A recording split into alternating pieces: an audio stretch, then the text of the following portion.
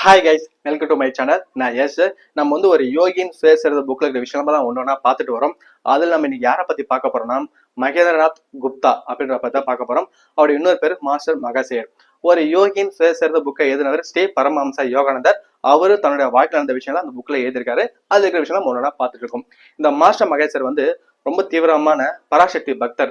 என்ன பண்ற, ஒரு நாள் அவங்க பராசக்தி கிட்ட பேசிட்டே இருக்கும்போது அவங்க தெய்வீக அன்னை அப்படின்னு சொல்றாரு. நம்மளும் அப்படியே சொல்லலாம். தெய்வீக அன்னையோட பேசிட்டே இருக்கும்போது நம்ம யோகானந்தர் வீட்டுக்கு போறாரு. அப்ப என்ன சொல்றாரு, அமைதியா உட்காரு, சத்தப்படாம உட்காரு, நான் பேசிட்டு இருக்கேன் அவங்க கிட்ட அப்படின்னு. இவர் கண்டுபிடிச்சாரு யார்கிட்ட பேசுறாரு அப்படின்னு. உடனே அவர் ஓடி அவர் காலை விழுறாரு. நானும் அவங்ககிட்ட பேசலாமா, அவங்க கிட்ட பேசக்கூடிய குடும்பம் எனக்கு இருக்கா, கொஞ்சம் கேட்டு சொல்லுங்கன்னு. இவர் என்ன சொல்றாரு, ஒருத்தவங்க சொல்லக்கூடிய ஒரு கோரிக்கை எடுத்துன்னு போயிட்டு கடவுள்கிட்ட சொல்ற அளவுக்கு எனக்கு கொடுப்பனுக்கு எனக்கு தெரியாது, இருந்தாலும் நான் முயற்சி பண்ணி பாக்குறேன் அப்படின்னு சொல்லிடுறாரு. நீ இன்னைக்கு போயிடு, நாளைக்கு காலைல வா அப்படின்றாரு. இவரும் கஷ்டப்பட்டு வீட்டுக்கு வராரு. யோகானந்தர் வீட்டுக்கு உக்காந்துட்டு தியானம் பண்றாரு. தியானம் பண்ணும்போது வீடு ஃபுல்லா ஒரு ஒளிமயமா பராசக்தி அவருக்கு காட்சி கொடுக்குறாங்க. என்னைக்குமே என்னோட அன்பு உனக்கு இருக்கும் அப்படின்னு சொல்லிட்டு இருக்கும்போது அவங்க மறைஞ்சிடறாங்க. இது ரொம்ப சந்தோஷமாயிடுது. இது எப்படியாவது சொல்லணும்னு சொல்லிட்டு ஓடியாரு. எங்கன்னா மகாசரி வீட்டுக்கு விரிஞ்சு விடியாம ஓடியாரு. ஓடியாரும் போது ஒரு கட்டல் என்ன பண்றாரு, அவர் தனக்குள்ள இந்த விஷயத்த வச்சுக்கிட்டு அவர்கிட்ட சும்மா கேட்கிறாரு, நான் காலை உங்ககிட்ட சொல்லிட்டு போனல, நீங்க கேட்டீங்களா அப்படின்னு கேட்கும்போது அவர் கட்ட கண்டுபிடிச்சாரு. இந்த விஷயத்துல நீ என்ன சோதிக்காத அப்படின்னு சொல்லும் போதே கண்டுபிடிச்சாரு. சரி, இவருக்கெல்லாம் தெரிஞ்சு போச்சு. உடனே மன்னிப்பு கேட்கிறாரு. ரெண்டு பேரும் அப்புறம் பேசுறாங்க. அப்படி பேசும்போது ஒரு நாள் என்ன பண்றாங்க, ரெண்டு பேருமே பேசிக்கிட்டு கடத்த ஒரு பக்கம் நடந்து போகும்போது இவங்க ரெண்டு பேருக்குமே தெரிஞ்ச ஒரு ஆள் முன்னாடி வரான். அவரு கிட்ட வந்ததும் நம்ம யோகானந்தருக்கு பிடிக்கல. காரணம் என்ன, அவர் தோன்னு பேசுவாராம். ரொம்ப அமைதியா இருக்க மாட்டார். ஒரு சில நேரத்துல பேச ஆரம்பிச்சா பேசினே இருப்பாராம். அதனால இவர் ஏன் இப்போ இங்க பேசிருக்காருன்னு நினைச்சுனே இருக்கும்போது அவர் குரு, அதாவது மாஸ்டர் மகேசர் சொல்றாராம், இவர் இங்க பேசுறது உனக்கு பிடிக்கல, நல்லா எனக்கு தெரியுது. நான் தேவிகா அன்னைகிட்ட சொல்லிட்டேன். அவங்க என்ன சொல்லிக்கிறாங்க, அது தெரிஞ்சல சிவப்பு கலர் வீடு, அங்க வந்ததும் இவராவே போயிடுவாரு, அதெல்லாம் எல்லாம் எதிரி நீங்க கஷ்டப்பட்டுக்காது அப்படின்னு சொல்றாரு. உடனே நம்ம யோகானந்தர் என்ன பண்ண, சிவப்பு வீட்டை பார்த்துனே நடந்து வந்துருக்கிறாரு. அப்படி வரும்போது அது வீடும் வருது.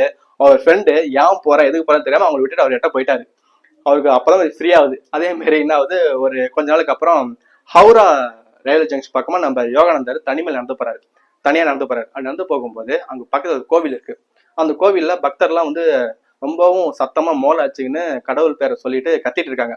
அதை பார்த்து இவருக்கு ஒரு கோபம், ஏன் தான் கடவுளுக்கு பக்தியே இல்லாம இப்படி கத்திட்டு இருக்காங்க அப்படின்னு. அப்படி யோசிச்சுட்டே இருக்கும்போது மாஸ்டர் மகேசர் எங்கிருந்தா வந்தான்னு தெரியல, டக்குன்னு பார்த்தா முன்னாடி நடந்து வந்துருக்காங்க வேகமா. என்ன சொல்றாராம், கடவுள் பேரை ஞானியும் அஞ்ஞானியும் யார் சொன்னாலும் அதுக்கு நல்லதுதான், அதனால அதெல்லாம் நீ எதுவும் ஒரி பண்ணிக்காத. அவர் கஷ்டப்பட சொல்லிட்டு நான் நடைமுறை வாழ்க்கையில பேசுறேன், நீங்க எதுவும் யோசிக்காதீங்க, ஒரி பண்ணிக்காத அப்படின்னு. இவர் சரி சொல்லிட்டு மன்னிப்பு கேட்கிறாரு. அப்ப என்ன சொல்றாரு, உனக்கு ஒரு பயாஸ்கோப் கார்டுன்னு நினைக்கிறேன், நீ என்ன பண்ற, நாளைக்கு காலைல இந்த பூங்காக்கு வந்துரு, பக்கத்துல இருக்கிற ஒரு யூனிவர்சிட்டியில தான் அந்த சொற்பொழிவு நடக்குது, பயாஸ்கோப்பும் காட்டுவாங்க, நம்ம அங்க போலான்னு இவரும் சரி சொல்றாரு. யாரு, நம்ம யோகானந்தா. அதனால காலம் நம்ம யோகானந்தாரும் மாஸ்டர் மகேசரும் அந்த யூனிவர்சிட்டிக்கு போறாங்க. அங்க சொற்பொழிவு நடக்குது. அங்க நடக்கிற சொற்பொழிவும் சரி, அங்க காட்டக்கூடிய படமும் சரி நம்ம யோகானந்தருக்கு பிடிக்கல. இதை நம்ம மாஸ்டர் கிட்ட சொன்னா அவர் ஏதோ தப்பா எடுத்துப்பாரோ அப்படின்னு சொல்லிட்டு உக்காந்துருக்காரு.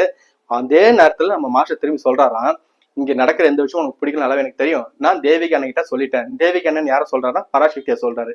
நான் தேவிகா அண்ணன் கிட்ட சொல்லிட்டேன். அவங்க என்ன சொன்னாங்க, இப்ப பேசிருக்காருல, அவர் பேச்ச முடிச்ச உடனே இங்க இருக்கக்கூடிய எல்லா பல்பும் ஆஃப் ஆயிடும், அந்த படம் ஓடுறதும் ஆஃப் ஆயிடும், நம்ம எழுந்து வெளியே போயிடலாம், கொஞ்ச நேரத்துல எல்லாம் சரியாயிடும் அப்படின்றாரு.